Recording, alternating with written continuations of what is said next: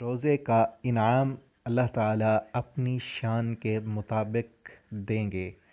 رسول اللہ صلی اللہ علیہ وسلم کا ارشاد ہے، اللہ سبحانہ و تعالیٰ فرماتے ہیں، حدیث قدسی ہے، انسان کا ہر عمل اس کی ذات کے لیے ہے سوائے روزے کے، وہ خاص میرے لیے ہے اور میں ہی اس کا بدلہ دوں گا۔